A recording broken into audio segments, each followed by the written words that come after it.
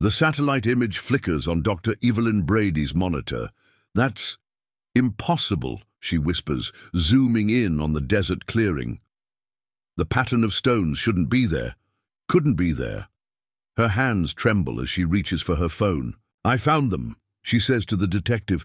"After 11 years, I found what happened to Ms. Aurora Griffin and those children. November 1999.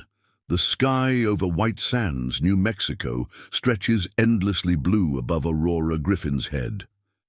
At 32, she's everything a fifth-grade science teacher should be. Enthusiastic, patient, and today, practically vibrating with excitement. The last total solar eclipse before the millennium is hours away, and she's brought her entire class to witness it. "Remember your eclipse glasses," Aurora calls, adjusting her copper hair into a tighter ponytail as desert wind whips around the group.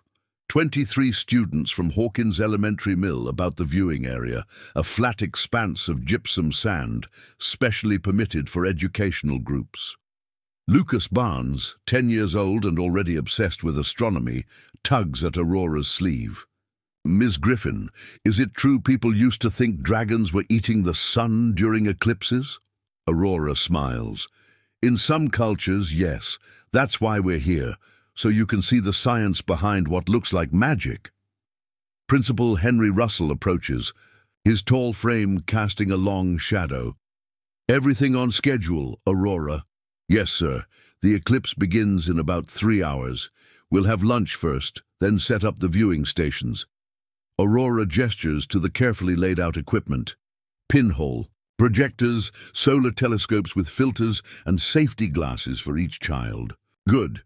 The superintendent's thrilled about this, might even make the local news. Henry scans the group, counting heads. "Where's your assistant?" "Ella's setting up the last telescope. We're all checked in with the park rangers." What neither of them notices is Wyatt Wheeler, the quiet boy at the back of the group, wandering toward a narrow path leading away from the designated area. Wyatt has spotted something glinting in the distance, something that catches the sunlight in a way the White Sand doesn't. Park Ranger James Hunter finishes his patrol circuit, making a note of the school group's location. The radio at his belt crackles. "Hunter, you read me? Got a call about some unregistered vehicles near the restricted zone. Can you check it out?" James frowns. "The restricted zone borders military land. Copy that, on my way." As he drives past Aurora's group, he waves, making a mental note to circle back before the eclipse. Something about unauthorized vehicles near a school group raises his professional concern. Miles away, at the White Sands Visitor Center, Olivia Foster checks her watch. The log shows Aurora Griffin's class should return by 4:30 p.m. She prepares the small auditorium where the children will share what they learned, unaware this presentation will never happen. Back at the viewing site, Aurora helps Ella Fleming calibrate the solar telescope. "This is going to be amazing," Aurora says. "Some of these kids might never see another total eclipse in their lifetime." "You said that about the meteor shower last year," Ella teases. "Every celestial event is life-changing with you." "Because they are," Aurora laughs, then her expression shifts as she scans the group. "Wait, where's Wyatt?" Ella looks up, concerned. "He was just here." Aurora feels her chest tighten. "Wyatt? Wyatt!" Her voice carries across the sand, met only by the whisper of the desert wind and the sudden uncomfortable silence of 22 children realizing something is wrong. What no one yet understands is that this moment, this simple question about a missing child, is the beginning of one of the most baffling disappearances in American history. By nightfall, Aurora Griffin and all 23 of her students will have vanished without a trace, leaving behind only empty buses, abandoned equipment, and a mystery that will haunt White Sands for more than a decade. "Wyatt!" Aurora's voice echoes across the dunes. The children fall silent, their excited chatter about the coming eclipse replaced by nervous glances. I'll check the buses, Ella says, already jogging toward the parking area. Aurora turns to Lucas, the astronomy enthusiast who seems to notice everything. Did you see where Wyatt went? Lucas points toward a narrow trail winding between two dune formations. I think he went that way, Miss Griffin. He was looking at something shiny. Henry, Aurora calls to the principal. Can you keep everyone together? I'm going to find Wyatt. Principal Russell nods, clapping his hands to gather the children. Everyone sit in a circle, please. Let's use this time to review our Eclipse notes. Aurora hurries down the path Lucas indicated, her sensible hiking. Boots crunching on the gypsum crystals. The trail narrows, winding between increasingly high dunes that block her view of the main viewing area. The desert's vastness suddenly feels threatening rather than beautiful. Wyatt Wheeler, answer me right now. She tries to keep the worry from her voice, knowing panic won't help. 5 minutes into the search, she spots small footprints leading off the trail toward a depression between dunes. Following the tracks, Aurora rounds a large formation and stops abruptly. Wyatt stands motionless, staring at something on the ground. Relief floods through her, quickly replaced by confusion as she approaches. Wyatt, you can't wander off like that. Everyone's worried. She falls silent as she sees what has captivated the boy's attention. A perfect circle of black stones lies embedded in the white sand, each stone polished to an obsidian shine. In the center sits a small metal object that catches the sunlight. The glint that likely drew Wyatt's attention. It looks like a miniature sundial, but with markings Aurora doesn't recognize. What is that? Wyatt's voice is barely above a whisper. Aurora kneels beside him, professional. Curiosity momentarily overriding her concern. I'm not sure. It could be some kind of art installation, or maybe a scientific instrument. She reaches toward the metal object. I wouldn't touch that if I were you. Aurora jumps at the voice behind them. A man stands at the edge of the depression, dressed not in ranger khaki, but in a dark uniform she doesn't recognize. His badge catches the light, but it's not National Park Service. This area is restricted, he says. His tone is conversational, but his posture is rigid, hands resting too casually near his belt. You and your student need to return to your group. I'm sorry, Aurora says, standing and pulling Wyatt slightly behind her. We're with Hawkins. Elementary. One of my students wandered off, and I understand, the man interrupts, but you've strayed into a restricted area. Please return to your group now. What is this place? Aurora asks, gesturing to the stone circle. Is it part of some research project? The man's expression doesn't change. Ma'am, I need you to leave this area immediately. A crackle of radio static breaks the tension. The man turns slightly, listening to his earpiece. Aurora uses the moment to study him more closely. No name tag, no clear agency identification. Just that strange badge with a symbol she doesn't recognize. Something geometric, almost like an eclipse. Copy that, the man says quietly into his radio. He looks back at Aurora, his demeanor shifting subtly. Change of plans. My colleague would like to speak with you about what you've seen here. Alarm bells ring in Aurora's mind. She grips Wyatt's shoulder. We need to get back to our group. The eclipse will begin soon, and we have 22 other children waiting. This won't take long, the man insists, stepping closer, and it concerns the safety of all your students. Then you can come speak to our entire group, or to Principal Russell. Aurora starts to guide Wyatt back toward the path. The man moves quickly, blocking their way. That won't be possible. Please, Ms. Griffin, Aurora Griffin, and this is inappropriate. We're leaving now. She stares him down, teacher authority in full force despite her racing heart. His radio crackles again. The man listens, then sighs. Understood. To Aurora, his tone changes, almost softening. Miss Griffin, I apologize for the confusion. You're right. You should return to your group. but I strongly advise you to forget what you've seen here. Back at the viewing area, Ella returns from checking the buses, her expression worried as she approaches Principal Russell. No sign of Wyatt or Aurora, and there are vehicles arriving that don't look like Park Service. Henry frowns. What kind of vehicles? Black SUVs, no markings. Ella shields her eyes, looking toward the narrow path. Should we call the Rangers? Before Henry can answer, Park Ranger James Hunter's Jeep pulls up to the viewing area.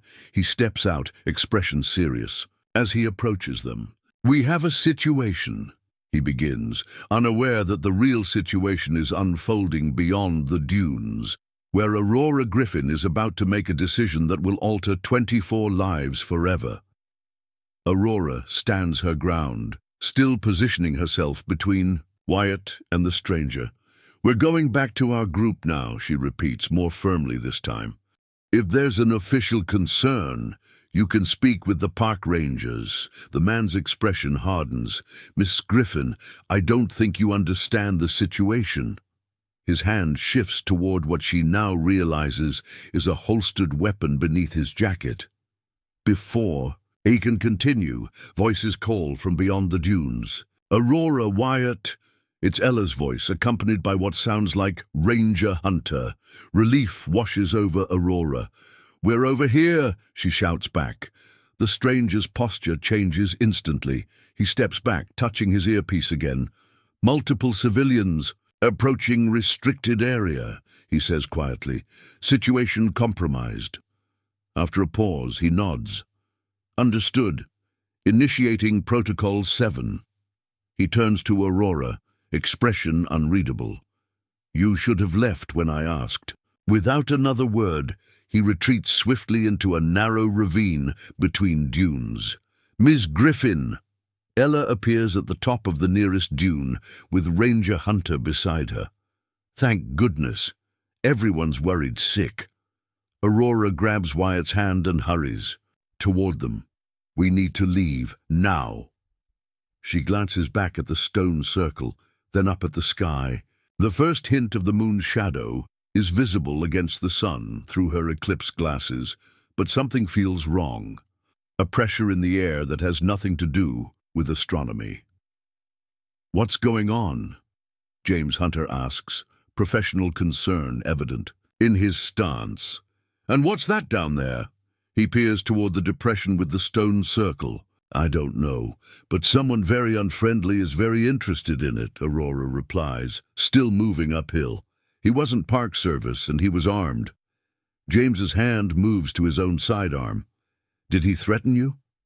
"Not directly, but—" Aurora is interrupted by the distant sound of vehicle engines revving. "We need to get back to the group," Ella insists, taking Wyatt's other hand. James nods. "I'll call this in. There've been reports of unauthorized personnel in the area all morning." He raises his radio, but before he can speak, it emits a harsh burst of static that makes them all wince. "That's strange," James mutters, adjusting the frequency. Only static responds. He pulls out his cell phone. "No signal. Let's get back to my vehicle."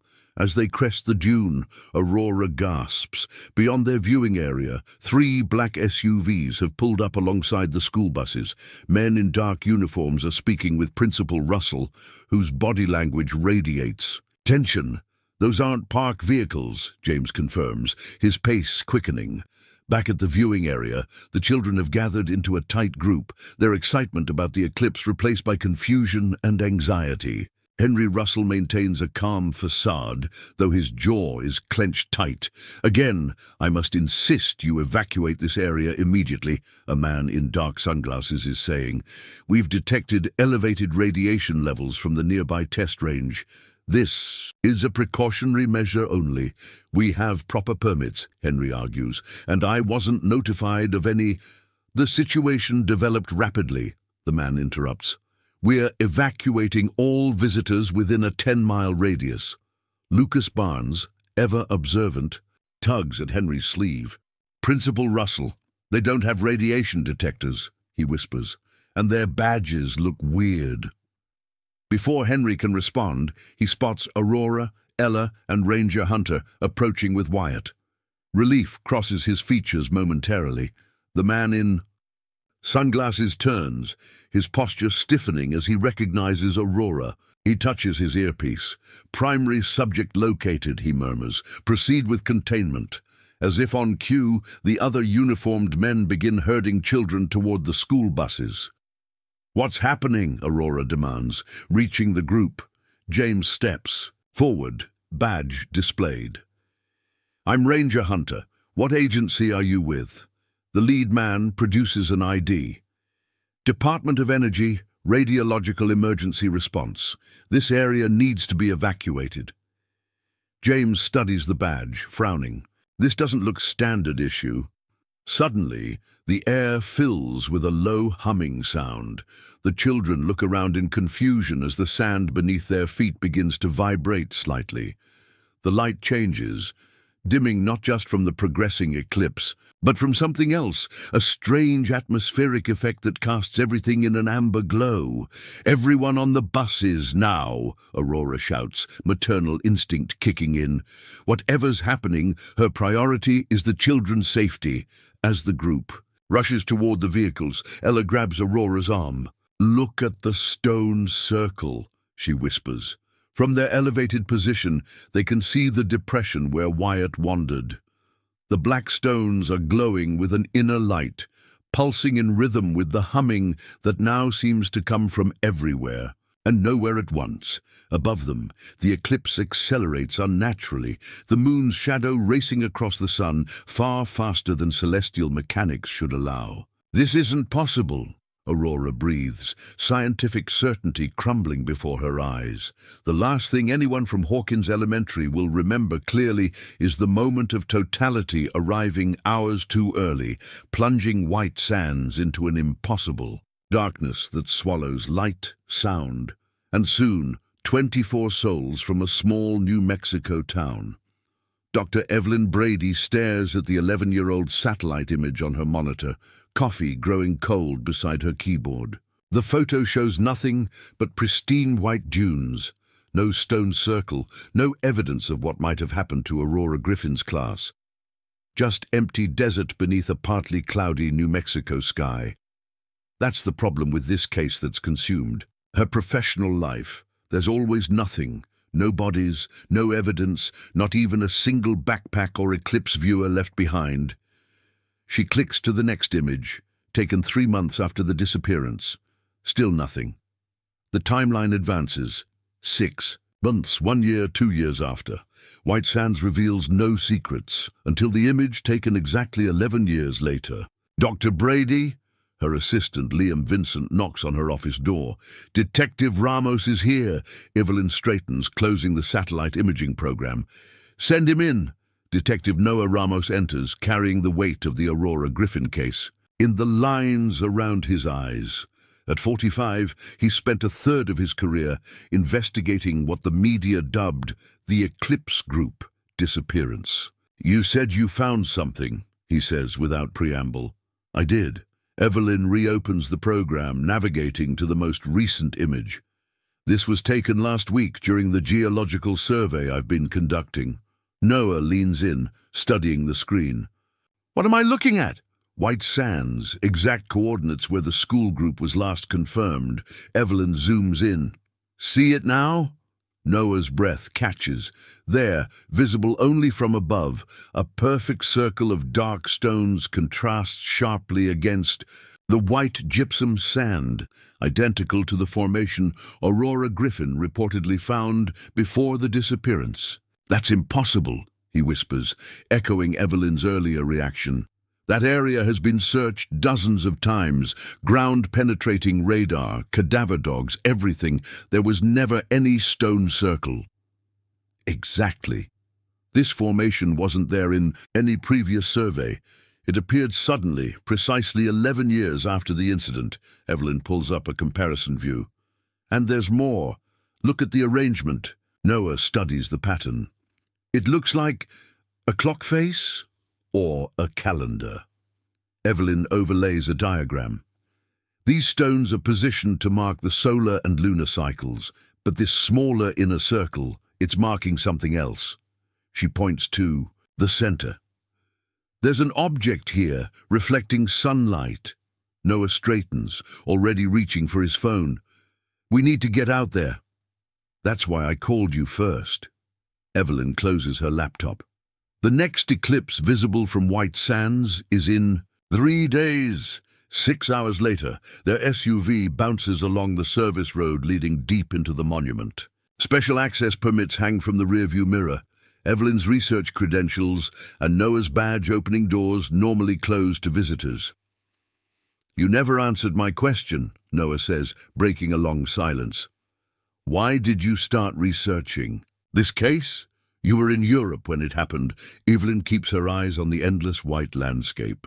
My doctoral work was in archaeoastronomy, ancient stone structures that track celestial events. When I read about the stone circle in the original witness statements, it clicked with something I'd seen before. In Europe? Norway, a site called the Eye of Odin. It's a megalithic calendar that only completes its cycle every 11 years. Noah processes this. So you think this disappearance is connected to some ancient European site? I think there are patterns we don't understand yet. Evelyn points ahead. There, that's the spot. They park and continue on foot, GPS guiding them to coordinates that have been seared into Noah's memory for years. The last known location of 24 missing people. The stone circle is exactly where the satellite showed. It's black rocks, absorbing the late afternoon sunlight. In the center, half buried in sand, a metal object glints, small, precision-crafted, unlike anything manufactured in 1999. Don't touch anything, Noah warns, taking photos with his phone.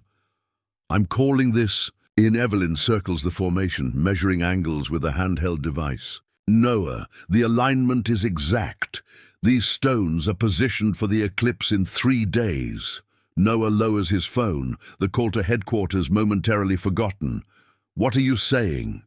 I'm saying this might not just be evidence of what happened. Evelyn meets his gaze.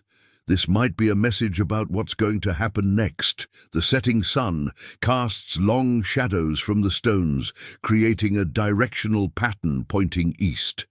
Noah follows the alignment with his eyes, spotting something. White against the sand about 50 yards away. There's something else out there, he says, already moving. Evelyn follows, her heart pounding. The white object comes into focus, a piece of fabric partially buried by shifting dunes. Noah kneels, carefully brushing away sand, a child's t-shirt. Emerges, the Hawkins Elementary logo still visible, the fabric somehow preserved in the dry desert air. The name Lucas Barnes is written on the collar tag in faded marker. This is impossible, Noah whispers. This area was thoroughly searched. For months after the disappearance. Maybe it wasn't here until now, Evelyn suggests quietly. As the sun touches the horizon, the metal object at the center of the stone circle catches the last rays, projecting a beam of light that illuminates the shirt like a spotlight. Neither scientist nor detective can explain the optical impossibility they're witnessing. Noah's phone chimes with an incoming call, making them both jump. The display shows his partner's name, Detective Grace Freeman. Grace, you're not going to believe what we found, he answers. Her voice comes through, tense and urgent. Noah, where are you? Something's happening. The families of the missing children, they're all reporting the same thing. What thing? Noah asks, a chill running through him despite the desert heat. The missing kids, Grace replies. Their parents are all saying they received phone calls today. From their children. The motel room in Alamogordo buzzes with tension. Photos and satellite images cover one wall, yellow string connecting them in a web of possibilities. 11 years of investigation compressed into a visual roadmap of dead ends and unanswered questions. Noah paces while on the phone with Grace. How many families received calls? 17 so far, Grace replies, her voice tinny through the speaker. All between 3:15 and 3:45 p.m. today, exactly the time of the eclipse back in 1999. Evelyn looks up from her laptop. Were the calls recorded? 2 families had voicemail, Grace confirms. I'm sending the files now. Noah's phone chimes. He puts it on speaker and plays the first recording. Mom, Dad, it's me, Ella Fleming. The voice is distorted, wavering as if coming from an immense distance, but recognizably young. A child's voice, not the 23-year-old woman Ella would be now. Something happened during the eclipse. We're somewhere else. Miss Griffin says to look for the pattern. It's coming back around. Please. The message dissolves into static. The second recording is similarly brief, similarly impossible. Henry Russell's voice, sounding exactly as it did 11 years ago. Trapped in some kind of loop. The shadow people control the doorway. Aurora figured out the cycle. 3 days. White sands. Dawn. More static. Then silence. Shadow people. Noah questions. And why would Henry Russell sound the same age? These have to be hoaxes. The families swear the calls came from their missing relatives' old phone numbers, Grace counters. Numbers that haven't been in service for years. Evelyn examines the waveform of the audio files. These recordings have unusual properties. There's a subsonic frequency embedded in both messages. She types rapidly. I'm running it through a spectrogram. Noah returns to the evidence wall, studying the original case files. The initial search found their buses empty. Eclipse glasses on the seats, backpacks with lunches still inside, like they all just vanished in the middle of whatever they were doing. Park rangers reported electronic equipment malfunctioning that day, he continues. Communications disrupted for about 40 minutes during and after the eclipse. The same time frame as when Aurora and Wyatt encountered the stone circle, Evelyn notes, still analyzing the audio. Noah's finger traces the timeline. After they disappeared, there were reports of strange lights in the desert for 3 consecutive nights, then nothing for years. Until exactly 11 years later when the stone circle appears. Evelyn turns her laptop around. Look at this. The spectrogram shows a clear geometric pattern embedded in the audio. Concentric circles with radiating lines, remarkably similar to the stone formation. It's a date and time, Evelyn explains. The pattern of subsonic frequencies translates to coordinates for the upcoming eclipse. Dawn, in 3 days, just as Henry's message indicated. Noah's phone rings again. The local sheriff's office. His expression darkens as he listens. We'll be right there, he says, ending the call. To Evelyn, there's been a development. Someone just walked into the White Sands Visitor Center claiming to be Wyatt Wheeler. The interview room at the sheriff's office is spare and brightly lit. Through the one-way glass, Noah and Evelyn observe the young man seated at the table. He wears clothes too large for his thin frame. His hair overgrown, skin pale as if it hasn't seen sunlight in years. Sheriff Mason Sullivan flips through a file.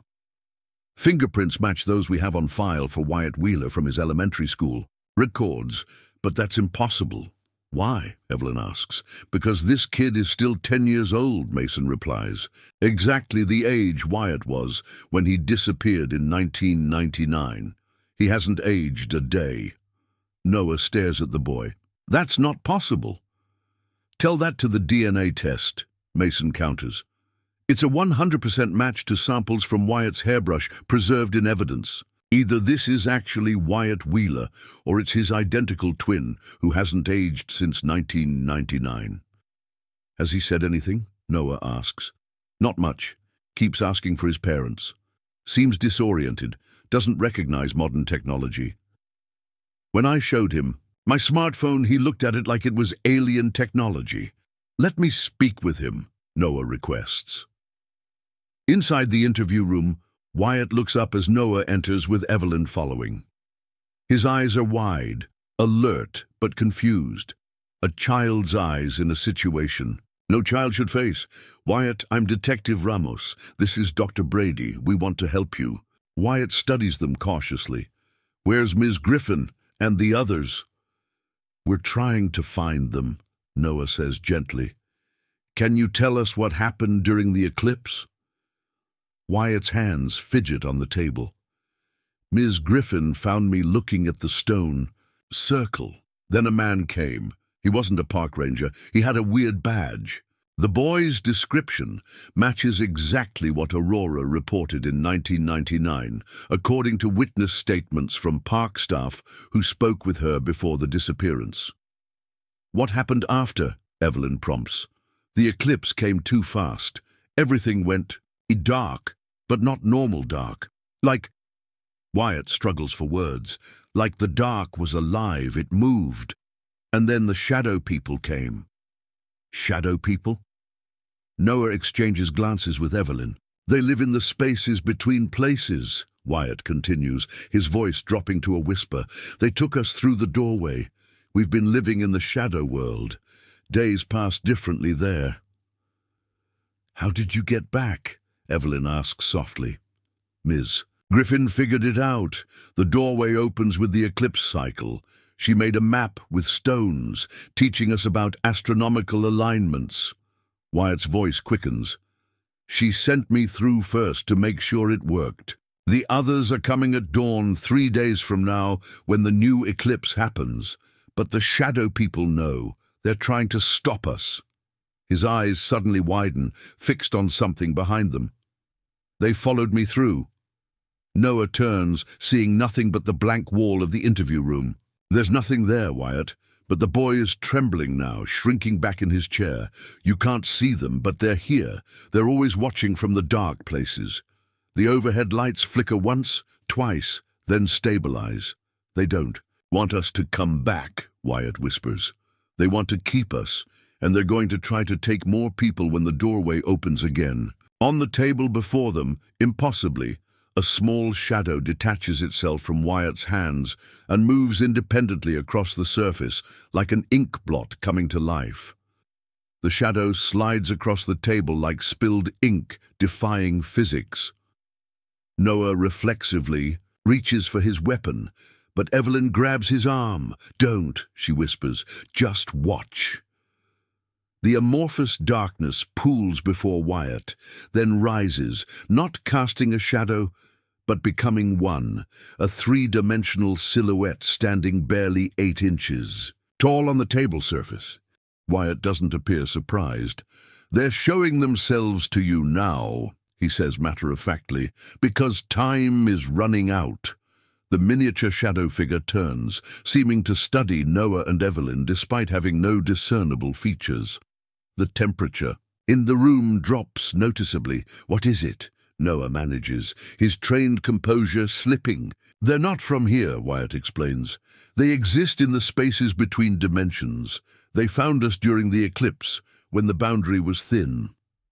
The shadow being extends what might be an arm, pointing at Evelyn's notebook where she's sketched. The stone circle pattern. I think it's trying to communicate, Evelyn says, pushing the notebook forward. The shadow figure touches the paper. Instantly the drawing begins to change, lines rearranging themselves, new symbols appearing in the margins, mathematical formulas, astronomical notations, and a series of glyphs unlike any known writing system materialize on the page. Oh my God, Evelyn breathes, recognizing elements of astrophysics far beyond current human understanding. Sheriff Sullivan bursts into the room, drawn by the temperature drop registering on the building's sensors. What the hell? He freezes mid-sentence as the shadow figure turns toward him. In that moment of distraction, the darkness dissipates, melting back into natural shadows as the room temperature begins to normalize. Sullivan stares at the now ordinary scene. What just happened? Wyatt looks suddenly exhausted. They never stay long on this side. It takes too much energy. Noah picks up Evelyn's notebook, examining the transformed drawing. We need to get back to White Sands. Now, midnight at the stone circle. The desert has transformed under darkness. gypsum sand glowing faintly in the moonlight. Noah, Evelyn, and a reluctant Sheriff Sullivan stand at the perimeter of the formation, flashlights illuminating the black stones. Wyatt sits cross-legged nearby, wrapped in a blanket against the desert chill, his eyes constantly scanning the shadows beyond.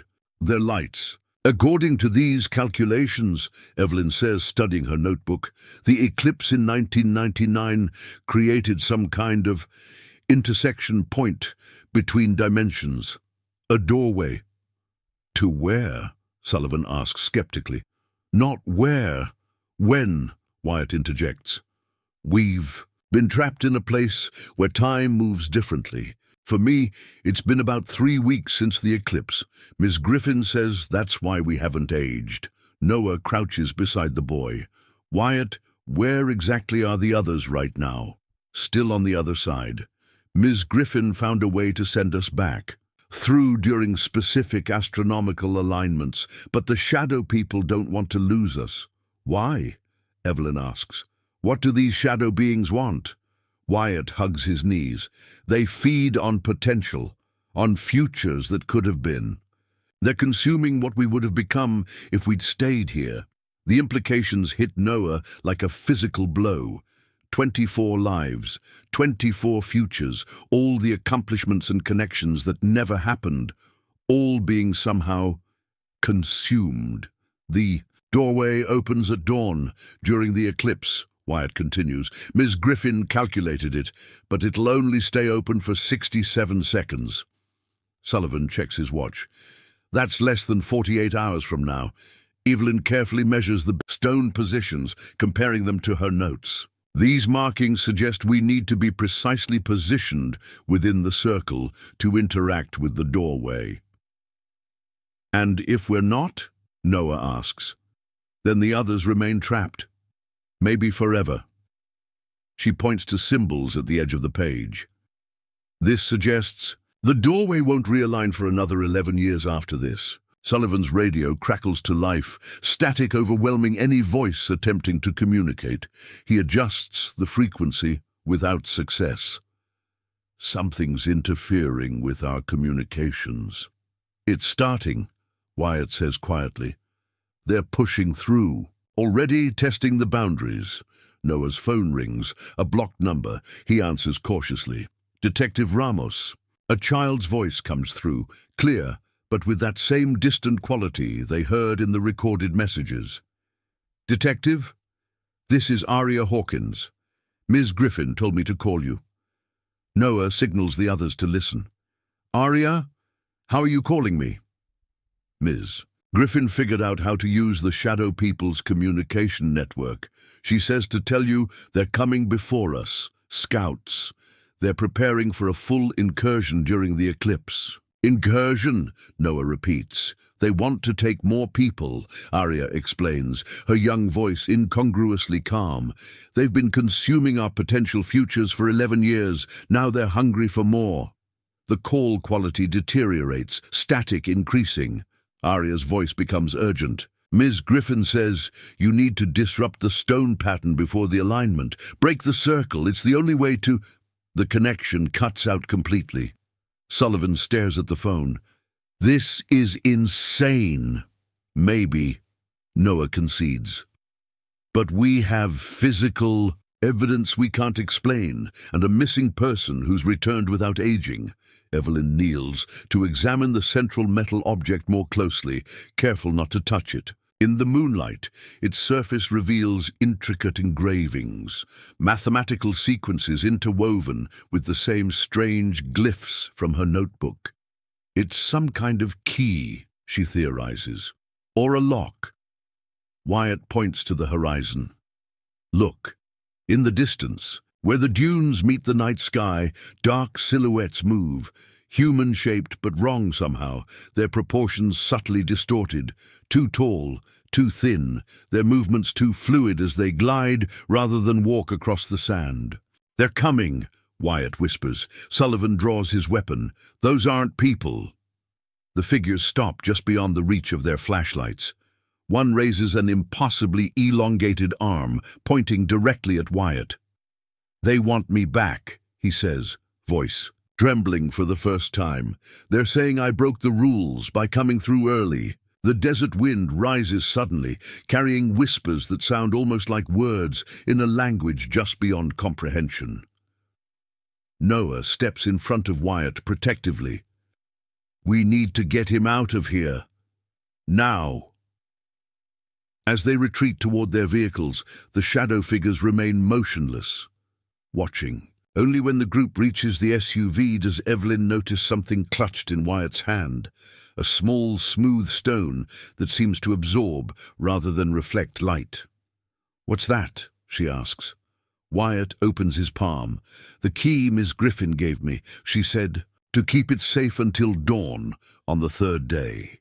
The stone appears to pulse with an inner darkness, like a black hole condensed to the size of a marble. "It's part of them," Wyatt explains, "and part of us too now." Dawn breaks over Alamogordo, the sky painted in watercolor hues of pink and gold. Noah stands at his motel window, watching the light transform the distant mountains while nursing a cup of bitter coffee. Sleep has been impossible since their desert encounter. His phone vibrates. Grace Freeman calling with an update. "We've got positive IDs on all the phone calls now," she reports. "Every family of the missing received contact. The messages are consistent. They're coming back during tomorrow's eclipse. And Noah, the phone company, confirms these calls originated from the deactivated numbers of the missing." "That's not technically possible," Noah says, though the word possible has lost meaning in the past 24 hours.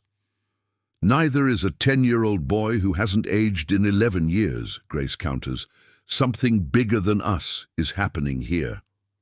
In the adjoining room, Evelyn and Wyatt sit cross-legged on the floor, surrounded by papers covered with calculations and diagrams. The black stone rests between them on a hotel towel, its surface occasionally rippling like disturbed water. "You're sure this will help the others return?" Evelyn asks, pointing to the stone. Wyatt nods. "Ms. Griffin said it's connected to all of us now. It remembers the way between worlds." A knock at the door makes them both look up. Noah enters, phone still in hand. "We've got company. The parents are arriving."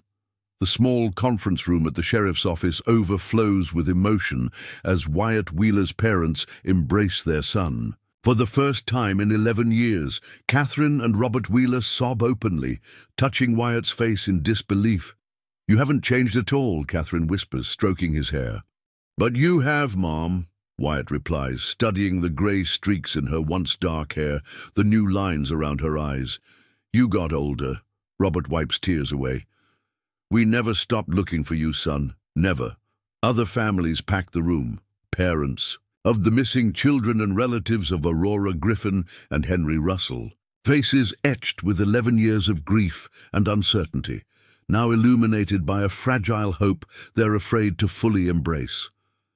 Noah stands at the front of the room with Evelyn and Sheriff Sullivan, waiting for the emotional reunions to settle before addressing the group. "I know many of you have traveled far to be here," he begins, "and I know you've all received unexpected communications in the past 24 hours. We believe," he pauses, weighing his words carefully, "we have reason to believe your children and the missing adults may return during tomorrow morning's eclipse." Murmurs ripple through the crowd. This is going to sound impossible. Noah continues, "But evidence suggests they've been elsewhere, a place where time moves differently. That's why Wyatt hasn't aged." James Harper, father of missing student Harper Sullivan, stands up. "Are you saying our kids are coming back exactly as they were? Still children after all these years?" "That appears to be the case," Evelyn confirms. Gently, the implications hit the room like a physical wave.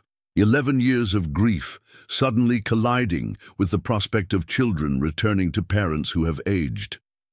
To a world that has moved on without them, Linda Watkins, mother of another missing student, wipes tears away. "What do we need to do?" "Be at White Sands before dawn tomorrow," Noah explains. "The eclipse creates a brief window, a doorway that..." We'll allow them to return. What about these shadow people our daughter mentioned? Another parent asks. Are they dangerous? Noah and Evelyn exchange glances, silently debating how much to reveal. Wyatt speaks up from beside his parents. They don't want to let us go, and they want more people too. A tense silence falls over the room. We have a plan, Noah assures them, hoping he sounds more confident than he feels. But everyone needs to follow our instructions exactly. As the meeting continues, no one notices the unnatural darkness gathering in the corners of the room, or how the shadows cast by the fluorescent lights don't quite match the objects creating them. Night falls for the last time before the eclipse. Noah, Evelyn, and Sheriff Sullivan finalize preparations at the stone circle, setting up a perimeter with specialized equipment borrowed from White Sands missile range, high-intensity lights, electromagnetic field sensors, and infrared cameras. The seed. Military believes our shadow people theory? Evelyn asks skeptically as she helps position a light array.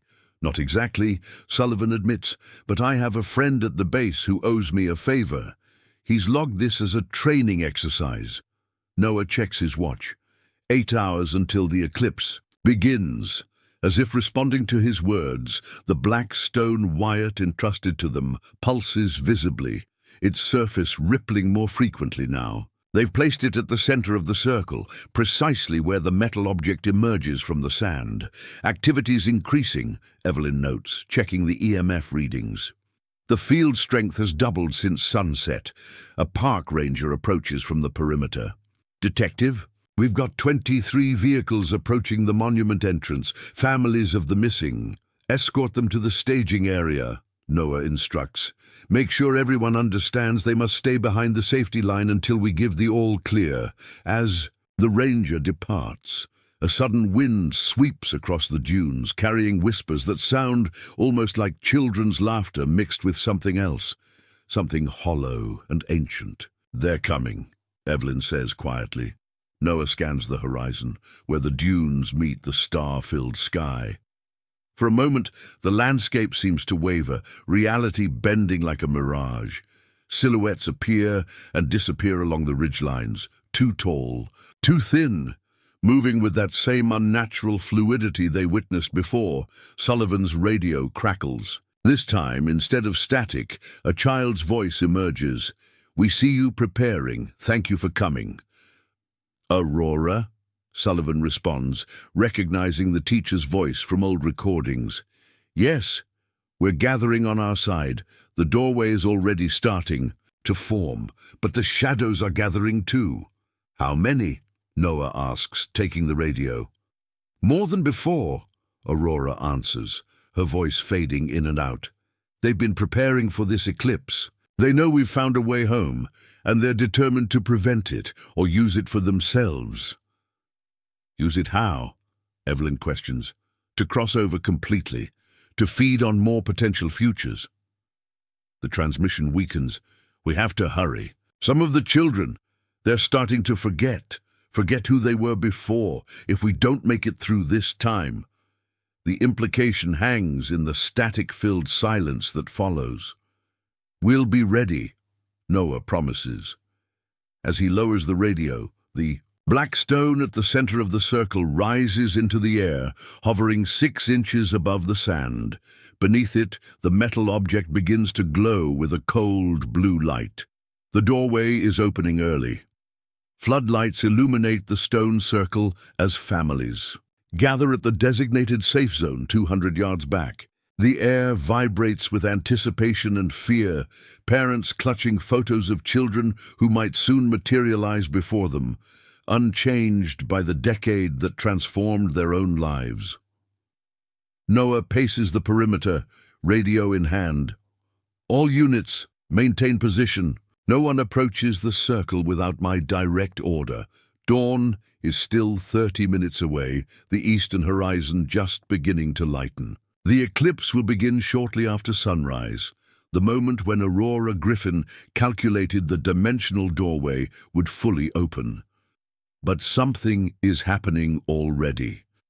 The hovering black stone pulses in mid-air, each throb sending ripples through. Reality itself, the air around it seeming to fold and unfold like cosmic origami.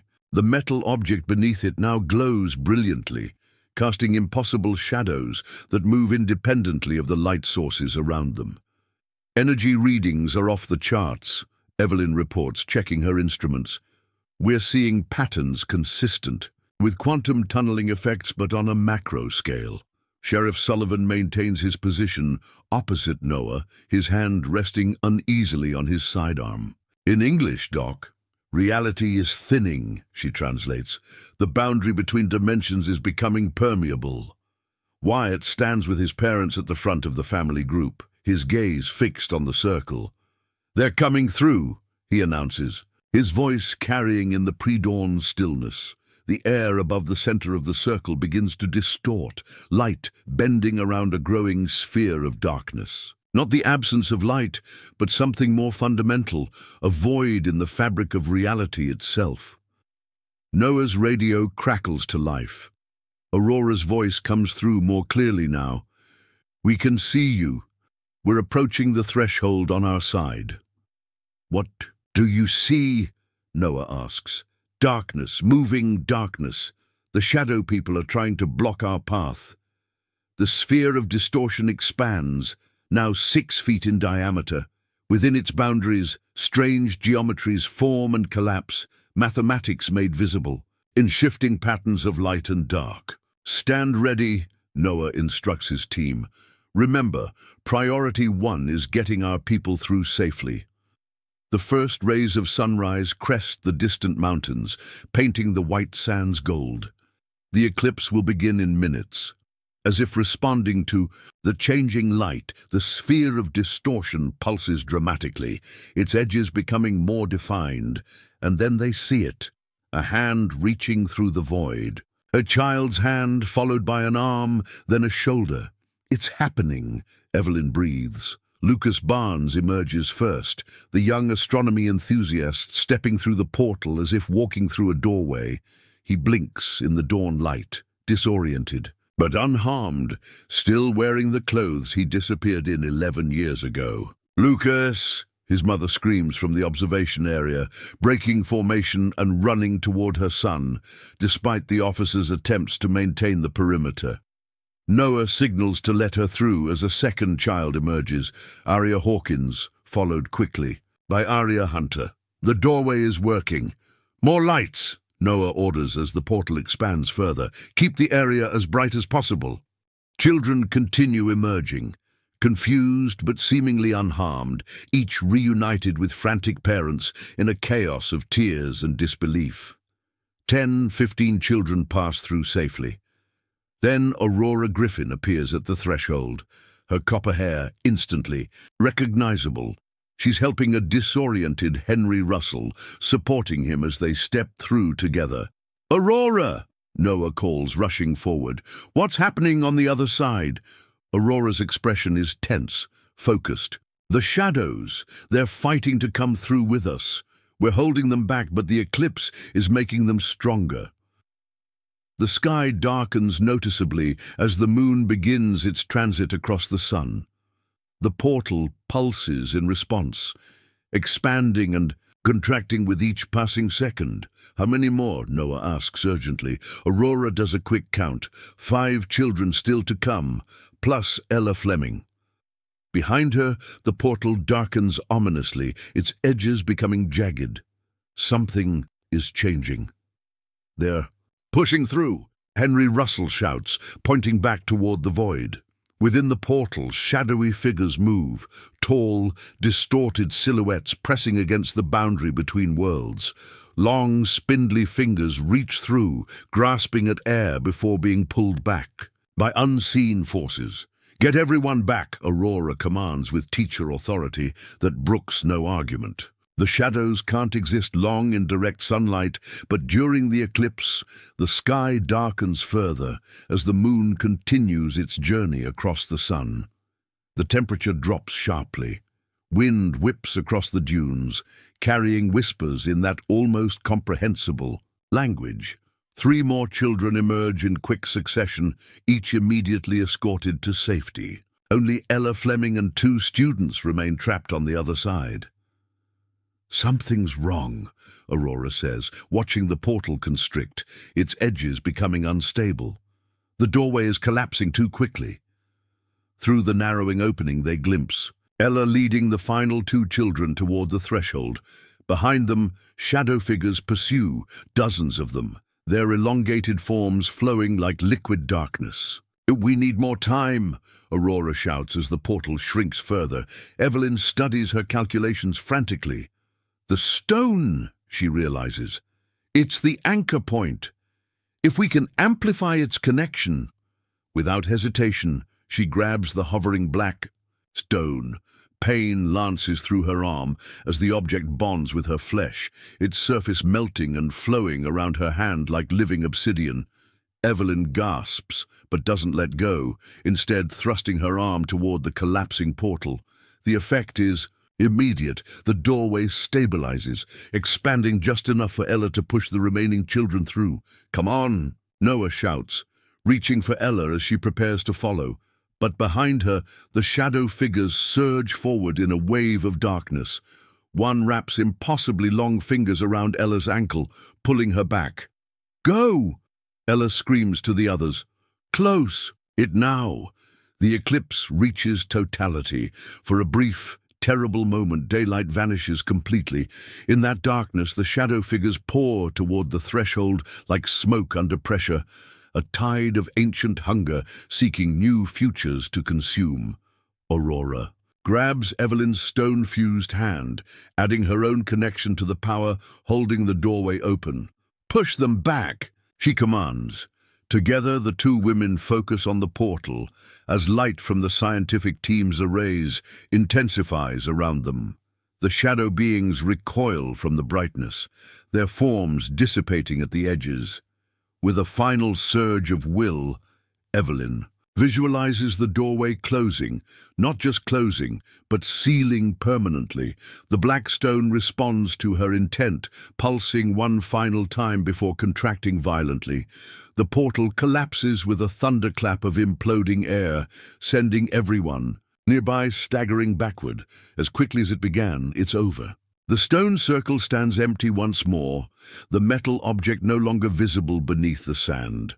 On Evelyn's hand, the black stone has transformed into what appears to be an intricate tattoo, a perfect replica of the dimensional doorway etched in dark lines across her palm.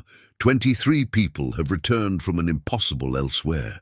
One remains behind, and in the sky above, the eclipse continues its cosmic dance, unaware of the drama it has witnessed. The return of 23 missing people dominates national headlines. "Eclipse miracle," screams the New York Times.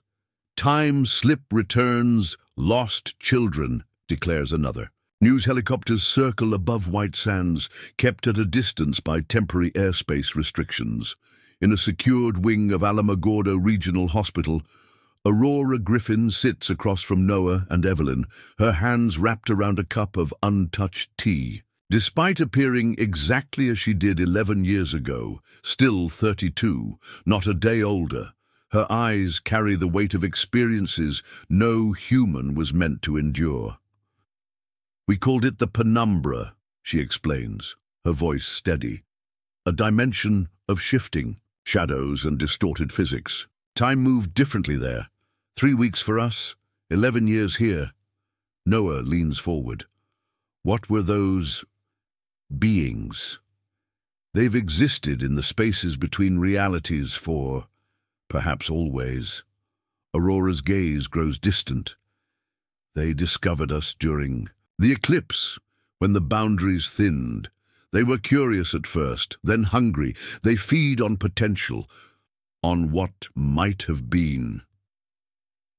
24 futures, Evelyn murmurs, unconsciously rubbing the dark pattern now embedded in her palm. Aurora nods. "They kept us in a kind of stasis, preserved so they could consume the possibilities of our lives more slowly, like a fine wine they wanted to savor." "But you found a way out," Noah prompts. I started tracking astronomical patterns. The shadow world has its own skies, but they reflect ours in certain ways. Aurora's scientific mind had been their salvation. I realized the doorway would reopen during specific alignments. The 11-year eclipse cycle was the strongest. What about Ella? Evelyn asks the question they've been avoiding. Aurora's composure cracks slightly. She sacrificed herself. The shadows would have followed us through, all of them. They would have taken more people, more futures. Her voice breaks. Ella knew someone had to close the door from the other side. Noah hands her a tissue. Could she survive there? Maybe. The shadows won't harm her immediately. They'll preserve her, like they did us. Aurora doesn't sound convinced of this mercy. But eventually, the hospital room falls silent, the magnitude of Ella's sacrifice settling over them. There's something you should know, Aurora finally continues. The shadows found our world once. They'll look for another way through. Evelyn opens her palm, revealing the doorway pattern. They already have one. This connection remains active. I can feel them sometimes, watching, waiting. The man you encountered before the disappearance, Noah says. The one with the strange badge. Do you think he knew about these shadow beings? Aurora's expression hardens. He wasn't just aware of them. He was working with them. What? Noah straightens. In the penumbra, we learned things, saw things. Aurora lowers her voice. There's a group. They call themselves the Eclipse Initiative. They've known about the shadows for decades. They've been facilitating incursions. Why would anyone help these creatures? Evelyn asks, horrified. Power, knowledge. Aurora's gaze is steady. The shadows offer glimpses of what might be possible futures. For certain people, that's worth any price, even if the price is paid by others. Noah sits back, processing the implications. So our disappearance wasn't an accident, Aurora confirms. We were a test, a proof of concept. Outside the window, reporters gather at the hospital entrance, hungry for the story of the century, none of them knowing that the true story is far darker than they could imagine. The next alignment is in 3 days, Aurora continues. Not an eclipse, but a planetary conjunction. It won't create a full doorway, but it might be enough for them to reach through in limited ways. And the full doorway? Evelyn asks. When will that open again? 11 years, Aurora answers. Unless they find another way, or unless someone helps them. Noah's phone buzzes with a text from Sheriff Sullivan. Turn on the news, now. He reaches for the remote, switching on the hospital room's small television. Breaking news banner scrolls. Across the screen, government acknowledges decades-long Eclipse Initiative program following whistleblower revelations. The three exchange glances as the news anchor continues. Documents reveal secret research into what officials called interdimensional entities dating back to the 1950s. It's starting, Aurora whispers. Everything is coming to light. But in the corner of the hospital room, unnoticed by all three, a small shadow detaches from the wall and moves independently across the floor. A scout, a watcher, a harbinger of what's still to come. 3 months later, Evelyn stands at the edge of the stone circle, now enclosed by a government research facility hastily constructed after the White Sands incident became public knowledge. The tattoo on her palm tingles in proximity to the site, a constant reminder of her connection to what lies beyond. Energy signatures are stable, she reports into her headset. No fluctuations detected in the boundary layer. From the monitoring station, Noah's voice responds, "Copy that. Aurora's team is reviewing the latest data from the Lunar Observatory." The Eclipse Initiative scandal rocked national security circles, exposing decades of classified research and questionable experiments. Congressional hearings continue, with former officials explaining their pursuit of strategic advantage through extra-dimensional intelligence gathering. For Noah and Evelyn, the truth was simpler and darker. Powerful people gambling with lives in exchange for glimpses of possible futures. Aurora Griffin has become the reluctant face of the returned, advocating for the children while working with scientists to understand the shadow dimension. The children themselves are adjusting to a world that moved on without them. Parents aged, siblings grown, technologies transformed, and Evelyn has become something else entirely, a human anchor. Point to the penumbra, her altered DNA carrying traces of the shadow realm. "I'm heading back," she says, turning from the circle. As she walks, she notices the lengthening shadows of late afternoon stretching toward her like reaching fingers. In the facility's central lab, Aurora examines astronomical charts with her former student Lucas Barnes.